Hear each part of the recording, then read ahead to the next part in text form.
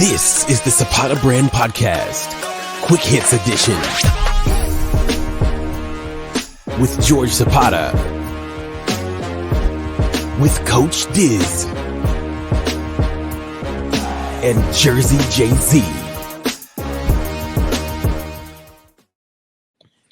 Well, guys, welcome to the Zapata Brand Podcast, and actually, it's a very special podcast that we have today. It's usually Fridays when we do it. Today, being a Thursday, we had a special guest coming on, a special surprise mystery guest. We'll get to that shortly. But first, right out of the gate, we all know we had the fantasy football bet between Jersey Jay-Z and Coach Diz.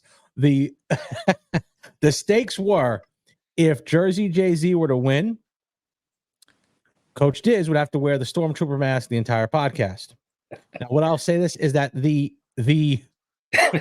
prop is already where it's got to go.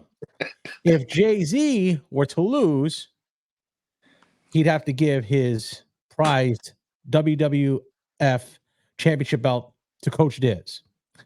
So basically, it came down to the last couple plays, really. The last game. Yes, and was it going to be the championship belt, or was it going to be the Stormtrooper helmet? And right now, the winner, please, either don your helmet or show the belt. And as you can see, look at that! Look at that! Coach Diz comes through last couple minutes with the victory. Coach Diz, how in the world you pull that one off? Because you were down big. Yeah, so on Thursday night, Jay-Z had Alvin Kamara, and he put up, 29 points? 29 so I was points. Like, okay, it's a Thursday night game. It's all right. But then going into about, mid-afternoon on Sunday, I have B.J. Robinson, and I'm like, hold on, he has no points, and he's a good running back. Next thing I know, he's not playing. So that's a big running back not to have. He's like top 10 running back. So I guess there was some, he was sick. He had an illness, headache, and everything. So I was down like probably 50 going into Sunday mid-afternoon. I was down about 50. That's when I thought for sure, Jay-Z, you better start overnighting that helmet because there is no way he's coming back.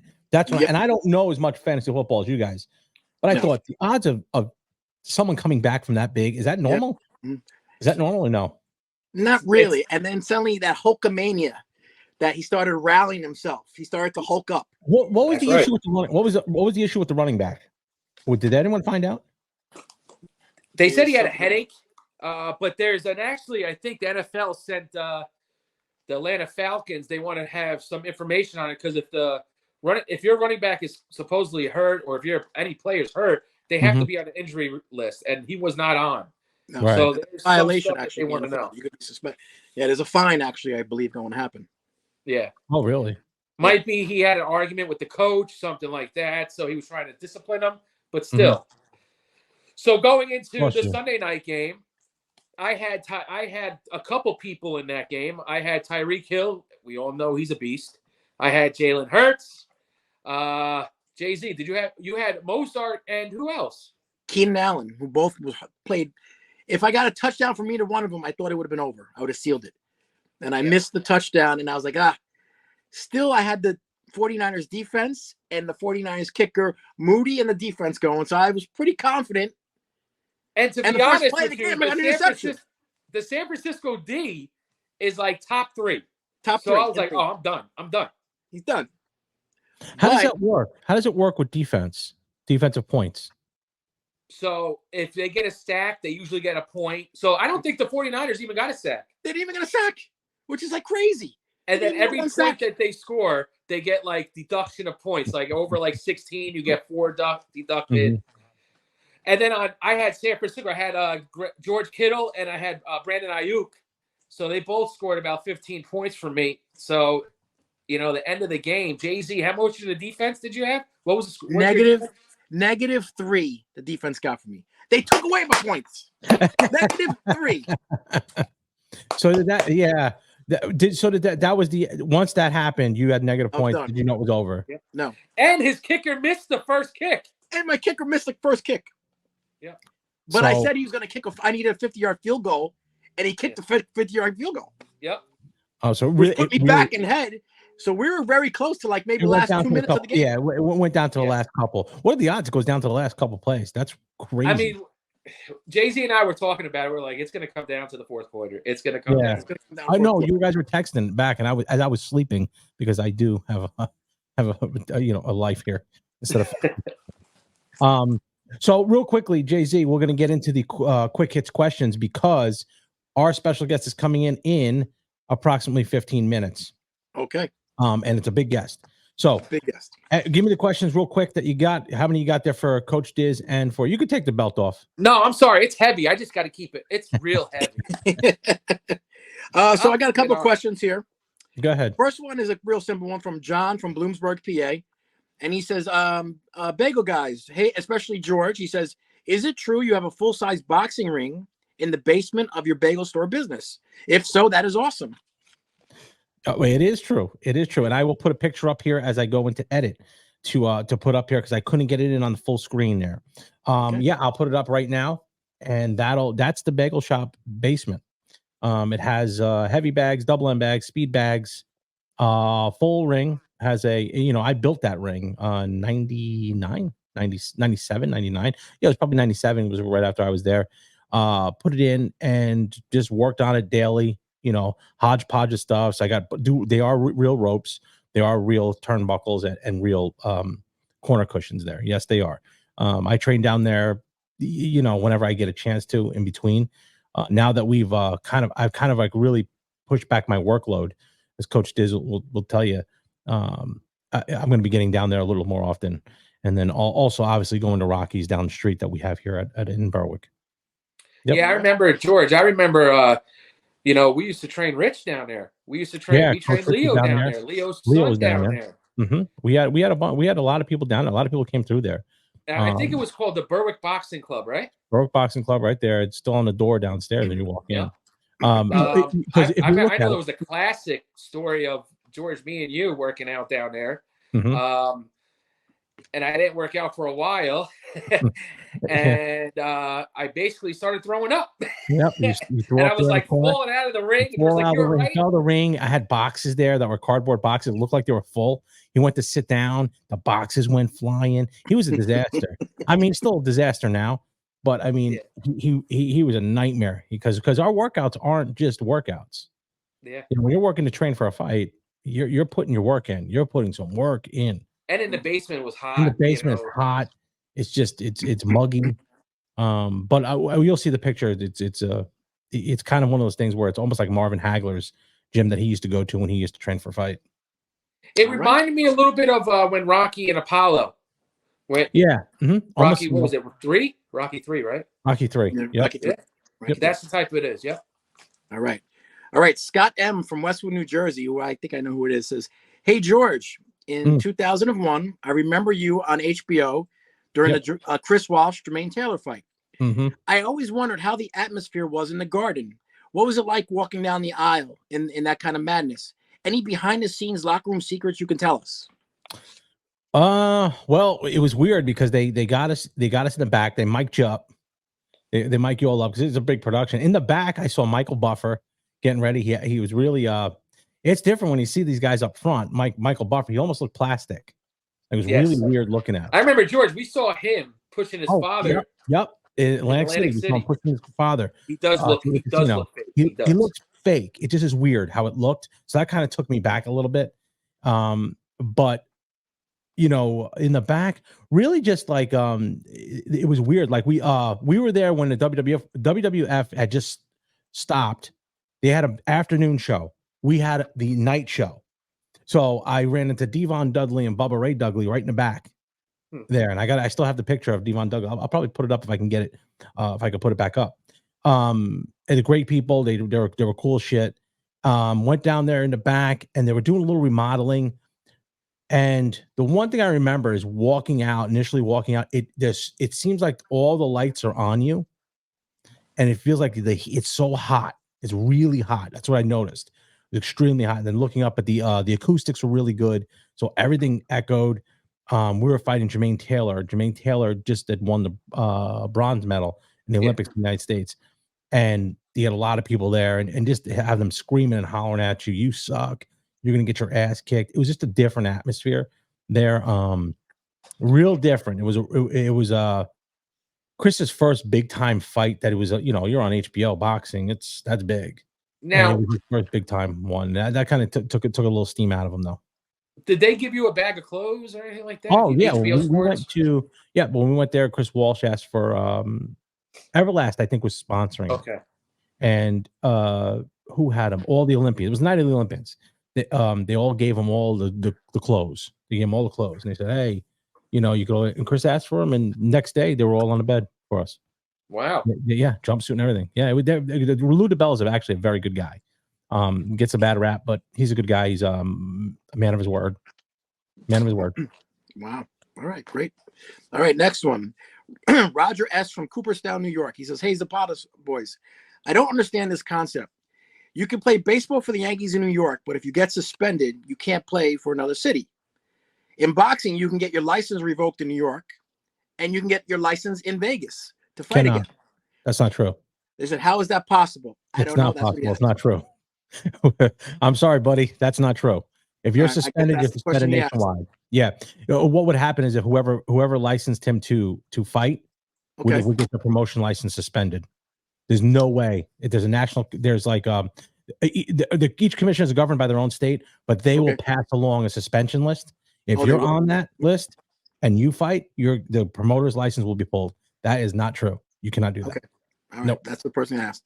Yeah. All right. Unfortunately, that's it's one of those things.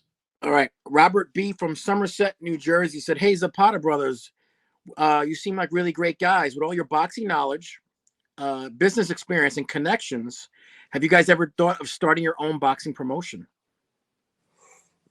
It's a lot of funding. A lot of connections. You got, and even I've known people who've done it from the grassroots, and you got to have money to make money. Yeah. The infamous story with me was the $300 I got scammed out from a multimillionaire. Mm-hmm. And what we would do now is we went there and we did stuff, and he got me for $300. The guy cashed a check for $4 million. Yeah. And that's the kind of stuff they do, the nickel and dime it.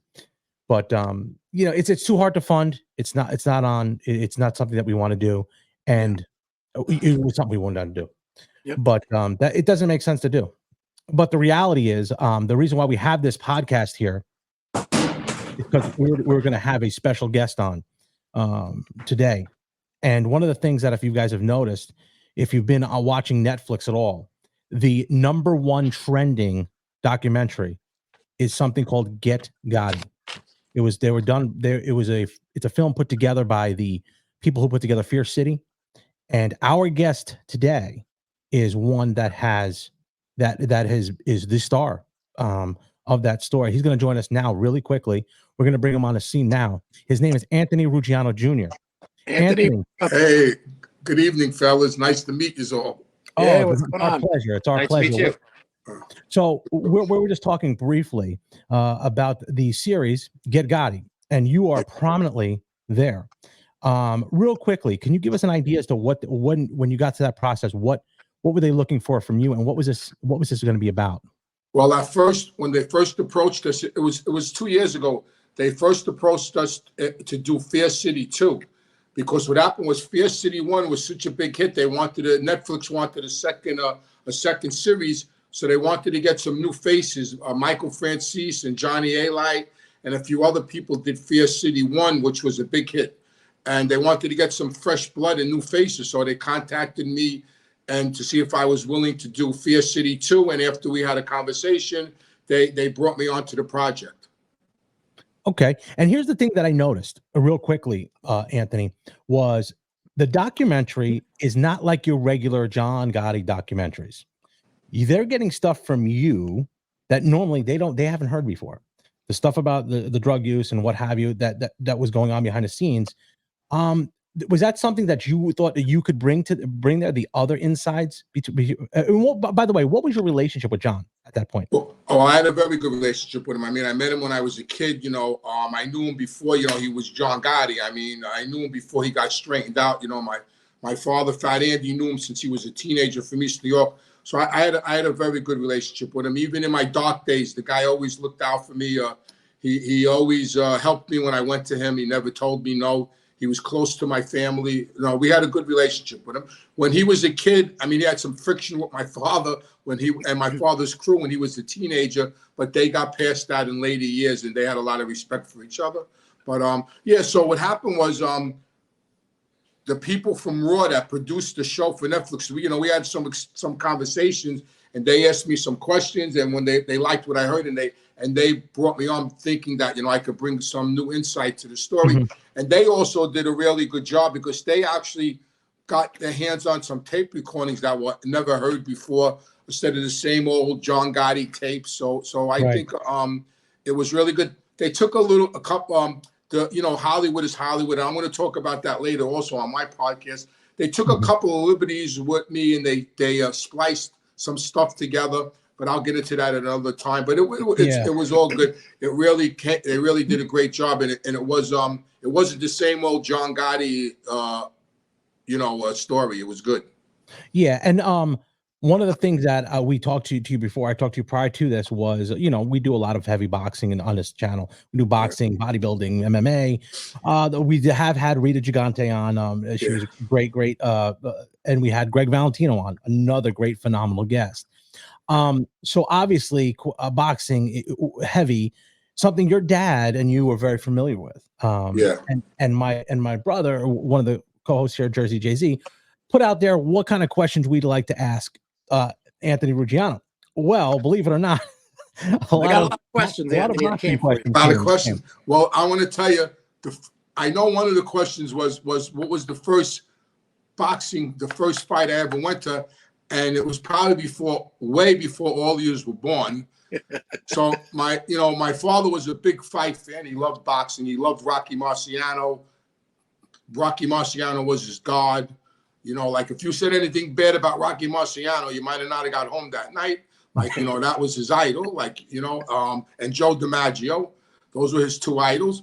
So he got me into boxing at a young age. He took my brother and myself in the early 60s, to Shea Stadium to see Nino Benvenuti fight Emil Griffith for the middleweight title. Wow. The second fight, they had 3 fights. Benvenuti won the first fight. He lost the second fight. He broke his hand in the first round, and he fought 15 rounds with a broken hand. And then they fought a third time, and Benvenuti beat Griffith again. We went to the second fight that Nino Benvenuti lost, unfortunately, because we were rooting for the Italian guy, right. And he lost that fight. It was at Shea Stadium. That was the first fight I ever went to, and it was thrilling. It was so exciting. We sat at ringside.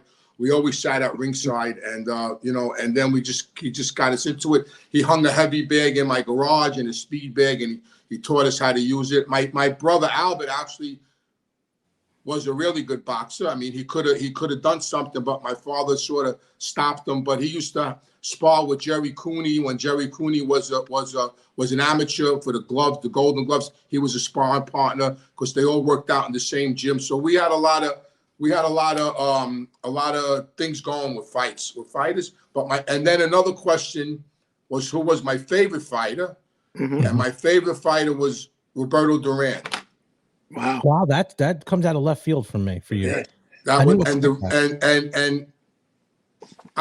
My father took my brother and I, there you go, to his when he fought Kenny Buchanan at the Garden. I was at that fight when he won the lightweight title. I was at that fight with at Madison Square Garden. So I saw a lot of fights. I saw Muhammad Ali fight Floyd Patterson. I saw Muhammad Ali fight Oscar Bonavena.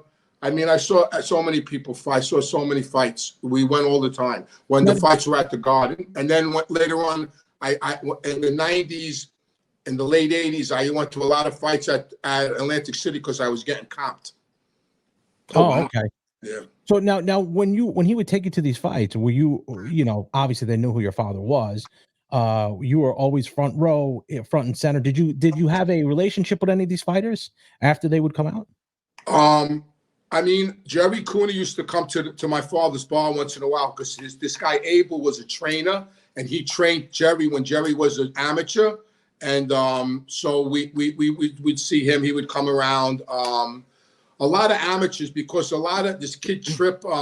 So we had a business in Jamaica, Queens.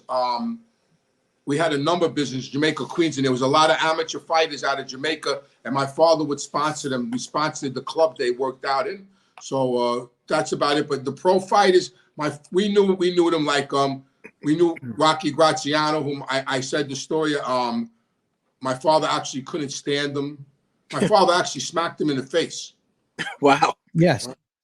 And they had to sit down with Carlo Gambino because, he was close with everybody. And later on, matter of fact, it was the night we were going to see Ali fight Oscar Bonavena. We were in a steakhouse in Manhattan, and we were there, a whole bunch of us, and my kid brother was there, and Rocky Graziano was sitting at the bar. My brother was all excited. Rocky Graziano, he wanted his autograph, and so my father sent this guy, Johnny Marino, over to Rocky Graziano to tell him to come to the table. And he came over to the table and he sat next to my brother and he put his arm around my brother and he's talking to my brother and he gave my brother an autograph. And then sort of my father, like, they sort of kissed and made up that night. Oh, Hey, Anthony, I got a quick question for you. So who's a fighter you like right now? That's in the sport. Oh my God! Right now, I don't know. I really haven't. Probably the redheaded Mexican. Canelo. Canelo. Yeah. Canelo. He's probably. I mean, I go to all the fights are on so late now. I'm getting old. You know what I mean? And so when the fights are in the theater, like I live alone, so I live with my daughter. She doesn't, and so the fights are on pay-per-view. They're on late at night. Yeah. I don't authorize the fight. I just watch the highlights. But when the fights are in the movie theater, I go to the movie theater. I like to go to the movie theater. It's and Canelo's, all his fights are in the movie theaters. Yeah. So I think I like him. He's a tough kid. Pacquiao I like, but he retired. Unfortunately, He retired. Anthony, my first initial, you probably won't believe this. My first initial touching with the mob in the boxing industry. John Frances was an amateur boxer. His dad, Sonny, used to pay Pete Brodsky every week to train his kid. Now he was actually not bad. Mm-hmm. Pete Brodsky worked the corner in Madison Square Garden for me with Chris Walsh. And he introduced me to a guy. He's like, you might want to meet this guy. And sure enough, it was John Frances. So at that time, if I'm not mistaken, I think Johnny should have been in protection at that point. I'm not sure, but he was. I don't know. That was later on, I think. But then he had a drug problem, so that was the end of his boxing career. Yeah. Yes. Yeah. Anthony, they had a question that they wanted me to ask you from fans, and the mafia is known for fixing fights. You know that. So they want to know, did your father or did you have any dealings with fixing fights? No, but I never had any dealings with fixing fights. But back in the 50s and 60s, actually there was a captain in the Gambino family that controlled the fight game in New York. My father was good friends with him. I got like a brain fart. I can't think of his name. But he was portrayed in The Raging Bull, of course, the guy in the Copa, that he was portrayed in The Raging Bull. And you couldn't, and through, my father telling me back then you couldn't get a fight in New York without his okay. So they had the grip on the fight game. But then later on, it was they lost their grip on the fight game. Today, I don't think they even are involved in it anymore. And then we all know who had his grip on the fight game after that. Don King. Don King, of course. Yeah, Don King. But he was associated with the Chicago mob. Yeah, he was mobbed up. But them days are over now. I mean, you can't do it no more. I mean, maybe listen. They say that the Duran fight was, so when Duran fought Leonard and the No Mas fight. So we knew guys that were in Panama. You know, we knew these big cartel guys, and they said when Duran got off the plane in Panama, they gave him suitcases full of money. Like, how does a guy like Roberto Duran quit? The guy that, you know what I mean? Like, who knows? Sonny Liston. How does a guy like that get hit on the chin and go down? The guy fought with broken jaws. You know. Well, I think the person we were thinking about was either Blinky Palermo or Provenzano, who was they were the two that were had the grip. One was a skipper with the Gambino family. I know he Blinky Palermo. Carbone, I think his name was Carbone. Oh, that was Carbone. Yes, you're right on that. Yeah. Yep, you're right on that one. Yes, he was. Yeah, he was the main guy in New York. He couldn't get a fight. Frankie Carbo. Exactly. Frankie Carbo. That's exactly who it is. Yep. That's who he was the one. And Provenzano and Blinky Palermo had a grip too on there. Yeah. But I mean, don't get me wrong. If we had an opportunity to do it, you know, there's money involved. It would have got done. More horse racing and trotter tracks and basketball games. How do you do horse racing? Yeah, That's what you get the jockeys. You know, like you get in with the jockeys, and you know, and they pull the horse. They you know, that you know who's getting drugged, who's getting illegal. Like, I knew a guy that was bringing drugs in from steroids in from Mexico. So I knew every time he was hitting the horse with the steroids, we bet the horse. You know, he's always running into money. You know, there's so much. Listen, when there's money involved, you know, people do strange things. But especially in a fight game, when it's one-on-one, you know, when you don't have a lot of people involved, it's very limited. You know, the more limited it is, the better it is, the less, you know, you're going to get in trouble. So how about the bigger sports? Well, obviously you saw the one with NBA players with the the NBA referee. That's the same. The Gambino squad is the same agents that locked me up, locked him up. Oh, wow. Yeah. So my question is, at some point it's going to leak out. It's got to leak out. I mean, eventually, was there people who it hasn't leaked out that, you know, okay, these guys were involved? Are there any ones out there? No, I mean, you know, people get greedy. You know, people get greedy. That's you know, people get greedy. And no, I don't know any.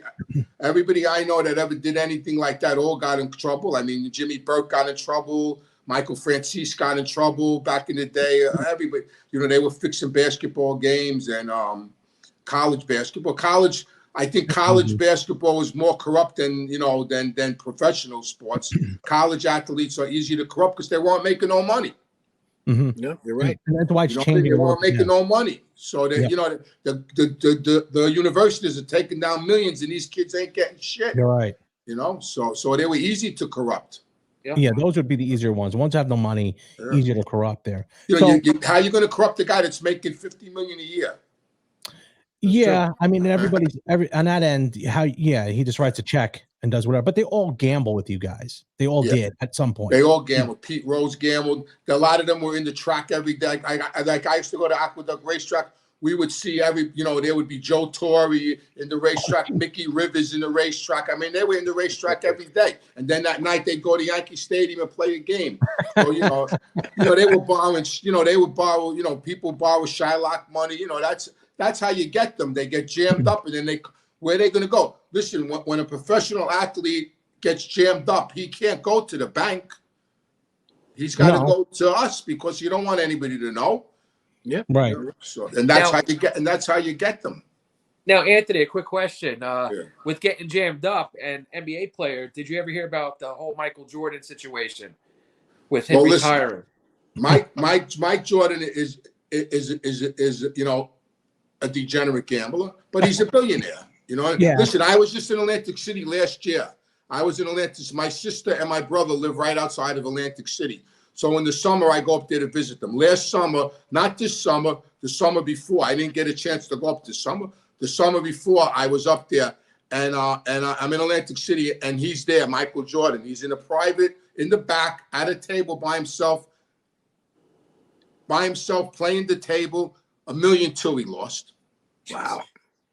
He comes out of the room, and we knew people that worked there, and they get, he just dropped $1.2 million. The guy didn't even break a sweat. Wow. Yeah. That's big money there. Yeah. When you do that, but they have it, and I guess that's what it is with them. But they'll always gamble. Listen, it's action. Right. It's action, you know. So So, do you listen, think- I was a nobody. I'd comp at every casino in Atlantic City. That's how they used to get me. You want to talk about fights? You know how they used to get me to go to Atlantic City? They would call me up and say, "Hey, we got 2 ringside seats for you tonight on this Sunday. We'll give you a suite at the Showboat. We got you 2. Come see Vinny Pazienza fight Duran. Hector Camacho fight this guy. I went there to see Foreman fight Holyfield." That's how they used to. They knew how to get me. They knew I love fights, boxing. Hey, come on. My wife used to go, "I don't understand. How much money do you lose there?" "You get personal phone calls." I tell her, "Don't worry about it."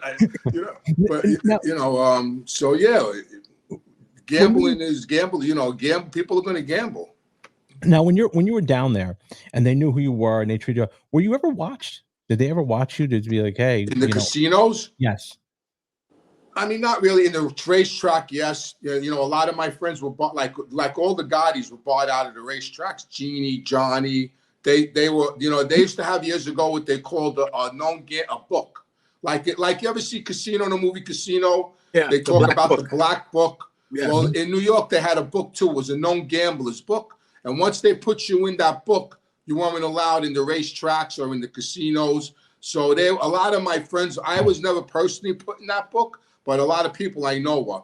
Was I followed in Atlantic City? Yeah, I was always followed. I went on vacation to Paris. I was followed. And so they followed us all the time. I mean, was it for me, you know, trying to corrupt somebody? It was just in general, they followed us. Mm-hmm. Yeah. Anthony, you knew Willie Boy Johnson? Oh, I knew him since I was a little kid. He was originally what my father, Willie Boy. And then they had a falling out, and my father Willie Boy Johnson had a scar on his head. Mm-hmm. And he used to tell people, "You see this scar? Fat Andy gave me the scar." Fat Andy hit him on the head with a car jack. Jesus. And he ran away. So he was a big bookman. When I was a little kid, he was a big bookmaker, Willie Boy. He used to turn into my father's office in Tony. And my father used to take me by his house, actually, when I was a kid. He lived across the street from a school. And I used to go there with my father and play with his kids when I was little. So I knew him all my life. He was a big gambler. He was in the racetrack every day. You know, I worked in dice games before the casinos. The mob had all the dice games in New York, and everybody had a slot. I worked in dice games where guys would come in and lose 30, 40,000 cash. You know, I worked in dice games, $300 limit games. People lost big money. Willie Boy was one of those guys. You know, he was a big gambler. Well, I was watching the Get Gotti, and you know, they said, you know, you did a great job, and they said he was an informant for like 15 years, though. Yeah, nobody knew. You know, it's Nobody funny because when the truth came out, the feds always knew a lot of stuff, especially about Tony Lee and my father. The feds always knew a lot of stuff, and we could never figure out how they knew it. Like when my father got sentenced in Miami on his case, this agent from New York flew down to testify at his sentencing so they could get his sentence enhanced. And he said all this stuff about us, and we didn't know, like, where did he get this information from, you know, because it was pretty much spot on, you know. And then later, when that came out, we knew where he got it from. He got it from Willie Boy. Wow. Now, is there legitimately a way that you can cheat a casino? Is there a legitimate, like, meaning, like, are there secrets that you would know? Maybe many years ago. I don't know about today with the technology. You know, like you can't count cards. It's so hard now. You know, there used to be, don't forget, years ago in Vegas, they had poker, blackjack tables with one deck. You know, that ain't happening no more. You know what I mean? Now there's 20 decks in that shoe. You know, I don't know if the mob is doing it. Maybe some brainiac, some techie kid might be able to figure something out, but not us. I don't think we're that intelligent. You know what I mean? You know, maybe you'll get away with it for an hour, but there's just too much technology today, too much surveillance. They know all the tricks. It's not like it was. Listen, years ago when I was in Vegas in the 70s, you know, when you played at a blackjack table and you sat down, the dealers knew who was who. You know, the dealers knew who was who. They would hit me without me even asking for a hit because they knew they had me beat, because they knew I was a good tipper. So they would look at their whole card and know they had me beat, and they would hit me without me asking. Wow. If I was gonna, you know, if I was gonna not hit, they would hit me. Oh, okay. So they knew. So, Yeah. but I'm talking more like roulette and craps. Any way they could cheat on that? No, it's funny because roulette. So my brother is a very intelligent guy, and he would go to the casino and he would stand. He only plays roulette, believe it or not. Me too. And he would stand by the roulette wheel like this, and he would just stare at it. And I walked over him and I go, "What the F are you staring at?" He looks at me, he goes, "Listen, no wheel is the same. There's one prong that's bigger than all the rest." He goes, "And if you could figure out which prong it is, because sometimes the ball will," he goes, "if you could figure out what prong it is, you bet around that prong, the numbers around that prong." I thought he was nuts, but that's all he plays, and he actually used to win. So maybe he's got a point there. I don't know. I'm not going to stand there. I want to shoot crap. I want boom, boom. Yeah. I don't, and I want action. I don't want That's a tough game for me to get into. They Yeah. say it's real fun. What, but dice? Yeah. It's the best game in the casino. Yeah, but it's tough for me to get into. There's too many. You know what? That and blackjack I can't get into. Blackjack, I play blackjack, but it's too slow. I like crap. It's just fast. It's exciting. Once you learn the game, it's the best game in the casino. Just because, like, I would hit on anything in blackjack, and people get pissed. Yeah, that's another thing. I just don't want to get involved in a fight. I don't. You can't. You got some serious players playing blackjack, and you messing up you mess up the table. They take that serious. Yeah, and that's. I know guys I know really good card players. Listen, I have a couple of friends of mine that are really sharp. And they win. They really know what they're doing. They're sharp when it comes to blackjack, and they won't play. They only play at a table alone. When someone comes to sit down, they get right up and walk away. Yeah.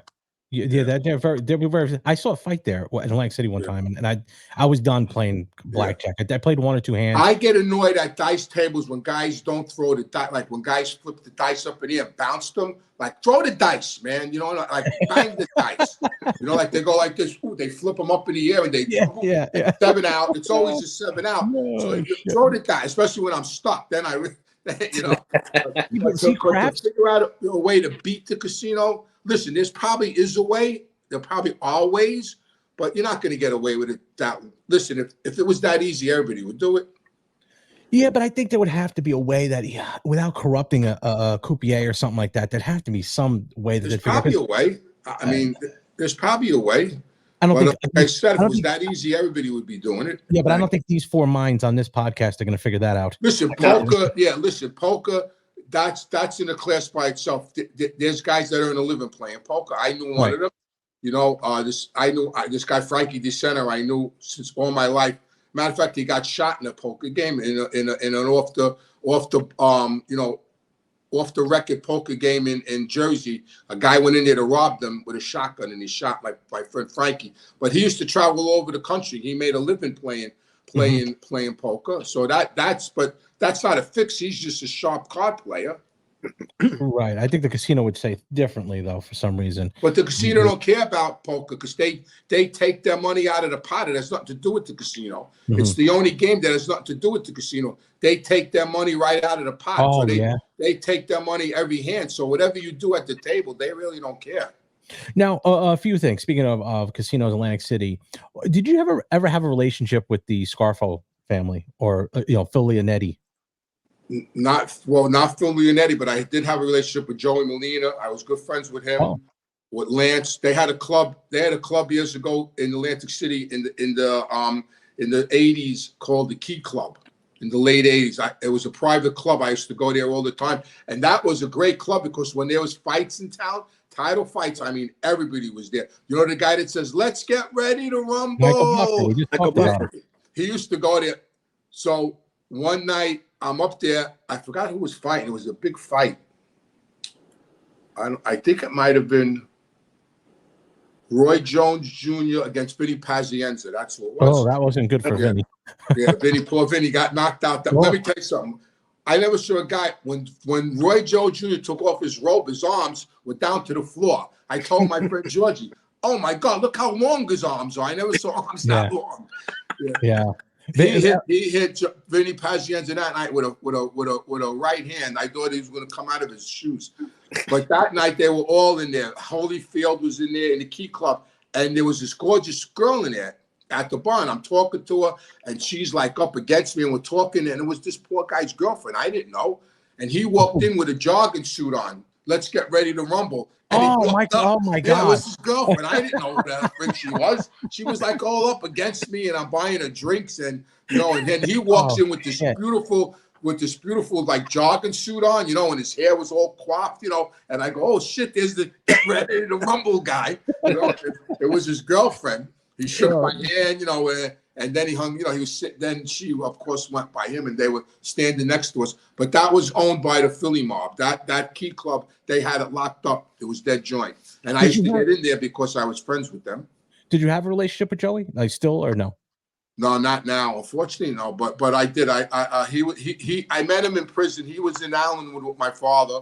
Yeah, right by us. That's right by us. He was in Allenwood with my father, and my father made friends with him. My father really got close with him, and when I got out, I went to Philly one night to see him. I had to bring him some messages from the New York guys, and I went there, and then he would call my house, and I would set up appointments for him with wise guys in New York. So yeah, I had a bit of a relationship with him, and I met his friend Lance, and a couple of other guys that were around him.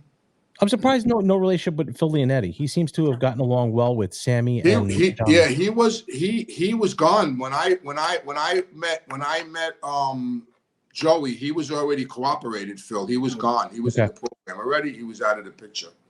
Okay. So now that's going to take me to our next point of action here. Your career kind of went a little sideways. Were you ever straightened out or no? No, I was proposed. Okay. I was just waiting for the ceremony, and then I guess it was divine intervention. I got handcuffed. Yeah, I don't know. Yeah. Okay, so you go sideways. If you don't mind us talking about, it's obviously out there. You had some serious drug addictions, alcohol. I had an addiction. I had a cocaine-ish problem. I had a cocaine issue, and it's in the 70s. Everybody, we were all blowing coke. The discos, and then in the 80s, it became an issue. And in '88, I went into treatment in February of '88, and I've been clean ever since. I'm clean. I'm coming up on 35 years in January. Yeah. Well, not ever since. That would be a lie. I went to treatment in February of '88, and I relapsed twice after that. And then I got clean the last time. I haven't used since January 12th of '89. Yeah, and I haven't had a drink, a drug, a joint, nothing. Yeah, and I would like to have a drink, but I haven't. Right. Yeah.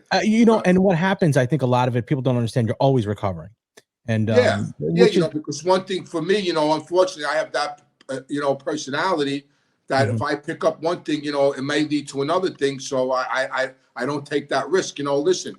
I go to a lot of nice restaurants. Do I want to have a glass of wine? Of course I do. I go to, I'm Italian. I go to a nice Italian restaurant. I would love to have a glass of wine. But, from the past, when I drank, I did blow.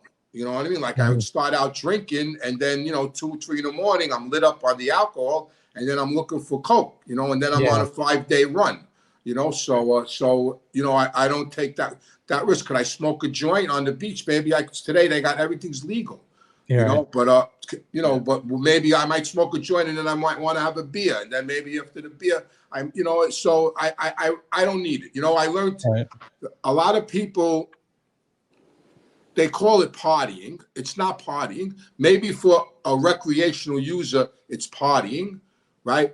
But for me, it's not partying because there's consequences behind my behavior.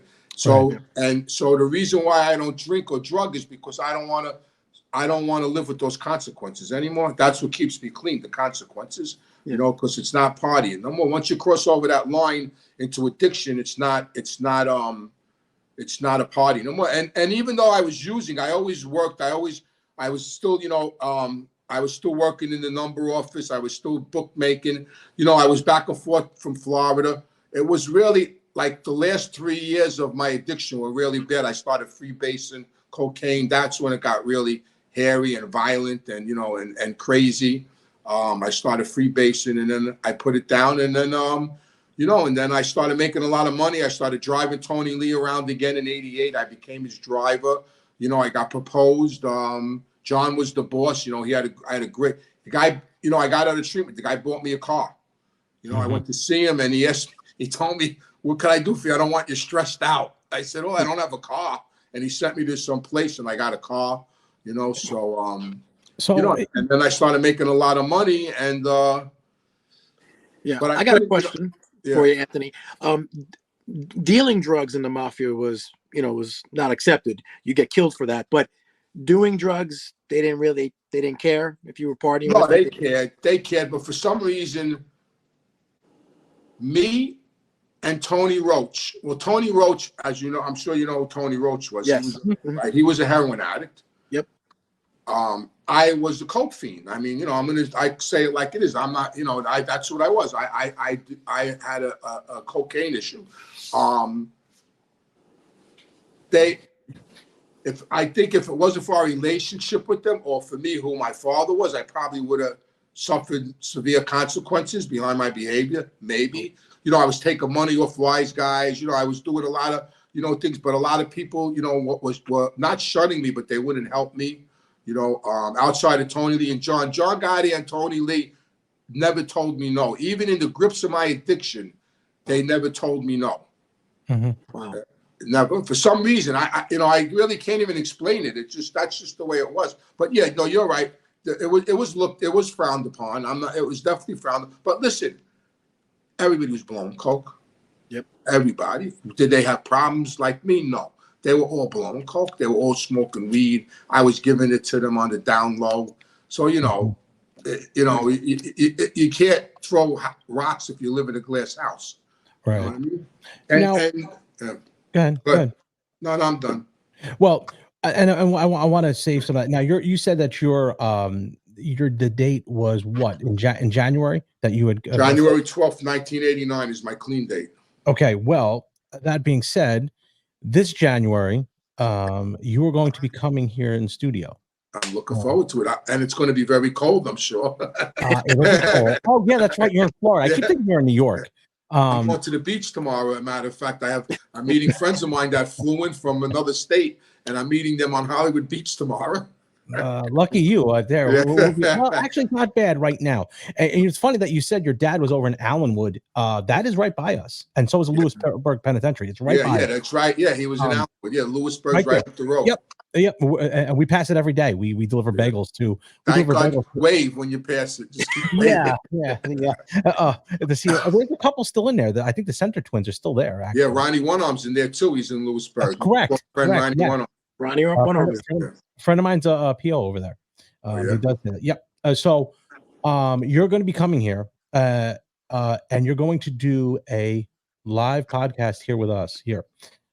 We're looking forward to it. But firstly, can you give out all your social media, your podcast itself, so that people can look at you? Because you've been on podcasts with a lot of big names, from Mikey Frances to the Sammy the Bull. Vlad, I did Vlad TV. Vlad TV, Vlad TV. I got to give Vlad a shout out, even though he wasn't nice to me, but wasn't nice.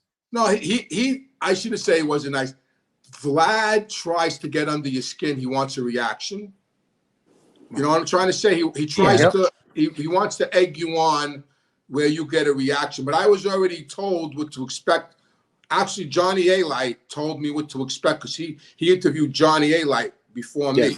So Johnny A. Light, who's a friend of mine, told me what to expect. So I was like waiting for him, and sure enough, he tried to hit me with like the rat stuff and all that. But I got to give him a shout out because after that interview, my all this stuff started picking up a lot of steam through that interview. He's a very well respected and watched person. I mean, I'm almost at 1 million views with his with that. I'm like a couple of thousand views away from 1 million. Now, did that bother you? Did that bother you at all? No, it didn't bother me. Listen, I know what I did. I know what I did. I cooperated. I know what I did. I broke the rules. I know what I did, but it didn't bother me. It sort of, listen, I know, he sort of tried to use it like your father was so against it and you did it anyway, like he tried to get me to feel bad about myself, which I feel I don't need him to do that. I do that on my own, you know. Mhm. So, you know, but it was all good. Listen, it was a big thing for me because, like I said, after that interview, things started to, you know, because everybody watches him. You Yes. know, young guys, rappers, you know, all different ethnic groups, black, white. I mean, you know, all the kids at work saw it, you know, that like I became like a, you know, because I was a counselor. I'm a counselor in a treatment center. So you were on Vlad. Oh my God, you know, like. Yeah. So it turned out to be really good for me. Right. And what is the name of your podcast, if you could? My podcast is Reform Gangsters. Gangsters. Reform Gangsters. It's a great on YouTube. podcast. Everyone should watch. Great podcast. I just hit 21,000 subscribers today. So it's starting to. And now think about this. When I first initially looked into talking to you, Anthony, you were only at about 9,000. Not that we have any. We have probably none. We don't have many subscribers. But and then it just jumped. It just accelerated. And then I said, "Wow, we got to get Anthony on." And Jersey Jay-Z was able to hook it up with Pasquale there. Yeah, good. To get a hold of you. And we're gonna have you on. But we implore everyone to subscribe to your podcast. Thank you. Gangsters. It is a great podcast. You do a lot of live ones. I'm going on live right after we done. I'm going on live because I'm getting a lot of questions about the show. Get Gotti. It's number one in the world. I mean, it's amazing. Like I was hoping it made the top 10. Like I was hoping. I told my son and my daughter, I said, I hope it makes the top 10 like in the first month. The next day I put on the TV. I said, holy shit, it's number one. I was like, number one. Number one. Yeah. And to have you on as a guest is really no, but I'll tell you this. One of the things that I really think highly of you as the help that you do for the people that are you try as hard as you can to get scholarships and what have you for people that are battling drug addiction. That is something you take very seriously. A lot of people that come out of your life, good or bad or indifferent, some people still think that they're not real. I can say by the conversation I've had with you, the communication I've had through Pasquale for you, you're real, you're legit, you want to help people because you knew what it was like. Yeah, you know, listen, I know what it is to be desperate, you know, and I know what it is to your whole life depends on getting the next hit, you know what I mean? Like, and I don't want anybody to feel that way. And the best way for me to help myself is to help somebody else. That gives me the greatest satisfaction, especially now. People are finding me like when I first got into this business of the treatment business and I became a counselor, you know, nobody knew who I really was. Only one person knew who I really was. You know, my boss, he was the only one. And then when I revealed myself, and now, especially now with the show, I'm getting messages from people all over the country. Oh my God, you were my counselor. I love you. Congratulations. You know, it's just that's awesome. It's an awesome really feeling. Good. There's no drug in the world that's going to make you feel that way. When someone succeeds, listen, because the odds are against us. Anybody with a drug addiction or alcoholism or drug addiction or any kind of addiction, the odds are against us. More people are going to feel than succeed. That's just the way it is. And when someone succeeds and you played a part in that, that's the greatest satisfaction that you could have. Yeah. And again, that plays a big part in well, you were saying you were behind the eight ball as it was coming up through the family that you were. So automatically you're a little bit behind the ball. You've come through all of that. And that shows the person you are. Yeah, and you know, you can't do it alone. You know, I had a support group. You know, I went to a 12-step program. You have to make changes. You have to make some changes. You know, you got to put some. You have to work at it. You know, listen, you work at getting drugs. People, and this is what I tell my clients. I tell my clients, all the effort you put into using, now put into staying clean.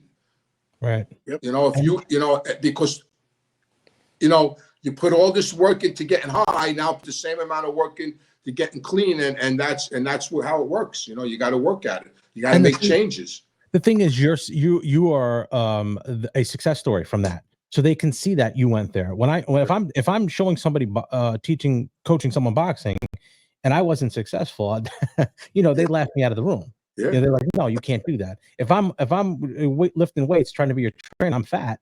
It's not going to work. Excuse me. Exactly. You know what I mean? And my daughter gets mad at me because I tell her that, and my daughter's a little liberal. She got brainwashed in college. She drank the Kool-Aid in Michigan State, but so yeah, I feel the same way you feel. I'm good. I need someone to identify what, even now, I don't, I know therapists that are great that weren't addicts. They're educated people, really good therapists, but kids that are addicts want therapists that were addicts. They just identify better because they know that you went through or are going through what they're going through. Right. And I tell the kids when they're about to go out in the ring, and I'm like, you're going to feel X, Y, and Z. Right. Don't worry about it. You'll get through it. Just get through that first round. Get through that first round. Yeah. And then you'll be all right. It'll come in. Yeah. Don't go no mas like Durant. No, well, see that kind of ended. See, that ended his career a little bit. Yeah. Because then he fought Davey Moore at the Garden. I was at my son. That's another fight story. My son was born that year, and my brother took me to that fight as a gift because I became a father that year, and we went to that fight. That's the fight that what's his name put the cement in his glove. Resto. Yes. That's the fight where that crazy bastard put the Panama Lewis. Yeah, Panama Lewis. He put the thing in that kid's glove, and and I was at that fight, and when that all came out, because during that fight, me and my brother were going, "Oh my God, this guy's strong." The punches, the devastation of his punches were like, because we were at ringside, it was like, ooh, and then we found out he had that shit in his glove. But Panama Lewis, that was a criminal. Yeah, no longer with us. What about Aaron Pryor? Give him the other bottle. Give him the other bottle. Yeah, Alex Cuello in Miami. Give him the other bottle. Yeah. And he said, "Give me the mixed one." Yeah, and it was the ephedra in there, which all of a sudden, round 12 to 15. Yeah, he was. Yeah, he was an addict. Aaron Pryor, he was a crackhead. Yeah.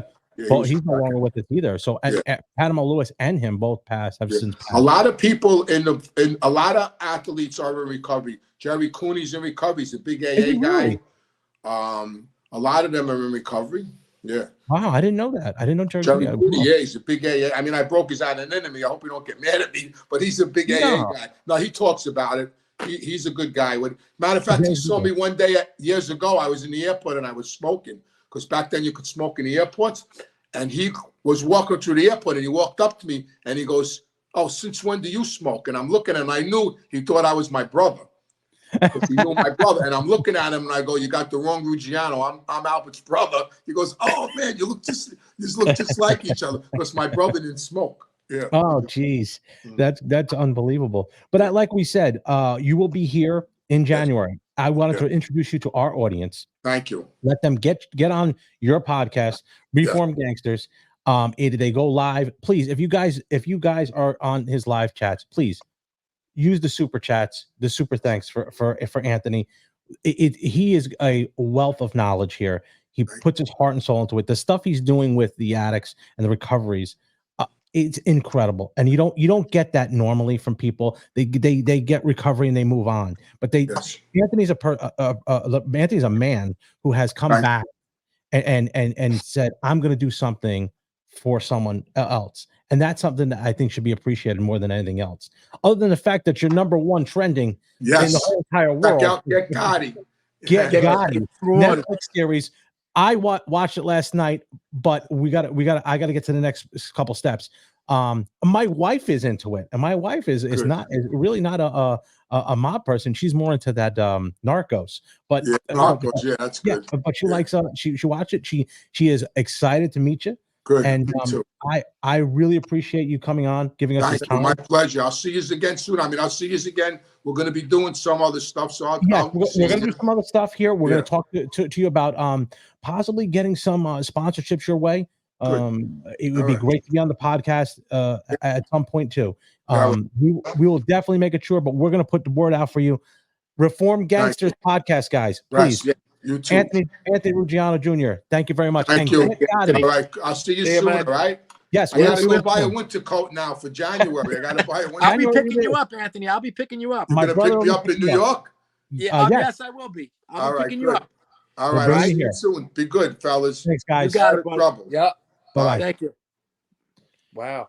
Wow. Well, that was Anthony Ruggiano. It's not often the Zapata Brand podcast gets someone who's trending worldwide, #1 on Netflix. Yeah. And what a great, he's a phenomenal guy to do the stuff that he does with addiction and recovery is unheard of these days. Yes. But I don't know if you guys have watched the series I just started. I did. I watched it. Great series. Great I series. watched a couple. It's 3 series. It's 3 episodes. So I just watched the first 2. But Right, and I did too. I will get to the other ones too. Michelle likes it, and then that's saying something too, because Michelle likes Finding Nemo, shit like that. that's not a series. That's a movie. I don't watch movies. I don't watch Netflix, but I watch this. So if you guys can hear for the Zapata Brand podcast, reach out to Anthony Ruggiano. He's Reformed Gangsters podcast. It is a great podcast. He does a lot of live chats. We're going to be getting into some of that with him. Give him super chats if you can. It is a great podcast series. He's been a wealth of knowledge. He's a guy who knew firsthand how it was with John Gotti and some of the other guys. And it's the Get Gotti series is stuff that you don't hear normally about who John Gotti was and what his relationship was with John Gotti. So, any other questions, guys, that you had, Jersey? Nope. I think that's it. I think it was a great episode. This was a great episode. I really enjoyed it. The champion there all the way to the corner, Coach Diz. When does this fantasy football thing wrap up? Jay-Z, we play another. Yeah, we play, I think, in week 11, 12. I think 2 weeks. Yeah. I think we play again 11, 12. The title's going to come back to me. Come back. And the bet the same bet will be on. Okay. If I lose, I'll wear the Stormtrooper helmet. If I win, where I'll most likely will, I'll have the belt. But I'm going to do a little twist to it. If Jay-Z loses, he has to wear the Stormtrooper helmet the whole episode. All right, we'll do it. Let's do it. Let's bring it. Yeah, you got to put that. That's got to be back and forth. It has to be that way because I don't know if I want to have it fully on or flipped up. Flipped up. Flipped up is hilarious. He looked like the guy from Spaceballs when he flipped up the thing. Yes. So anyway, one of the things I wanted to tell you guys is, like we said in the interview with Anthony, January 26th, Anthony Ruggiano is going to be here in studio. Yeah, and we're going to do a podcast here. I think I'm picking him up from New York, right? Picking him up from New York, Howard Beach, bringing him here to do it. He's going to do a podcast here. We're going to have a special guest streamed in. We're just working out the details now. It is confirmed. Very good friend of Anthony Ruggiano. We'll be dropping hints shortly. Massive guest. Something we've been looking forward to now since we started this thing. And finally, it looks like we'll get it done. So we're going to work out the details. Pasquale's great working with him. He goes, does. I give a shout out to Pasquale. Pasquale's doing a phenomenal job getting this stuff together for us. And hopefully by the end of November, I'll have the details put in and we can put them out. Yeah. We're just working out a few things. So guys, like and subscribe to the Zapata Brand podcast. Like and subscribe to the Reformed Gangsters podcast. We're almost reaching on that 1,000 subscribers. We need those 1,000 subscribers so we can get that live chat going. But that being said, guys, we're gonna wrap up. Yep. And then good Jersey Jay-Z. I'll talk to you later, Coach Diz. I will see you Saturday. Yep, I'll see you. See you there. So guys, don't be envious of what I've accomplished in my life. Be inspired by what you could do in yours. See you guys next week. Thank you. Peace. Thanks for watching the Zapata Brand podcast. Please subscribe to the podcast and listen where all podcasts are available.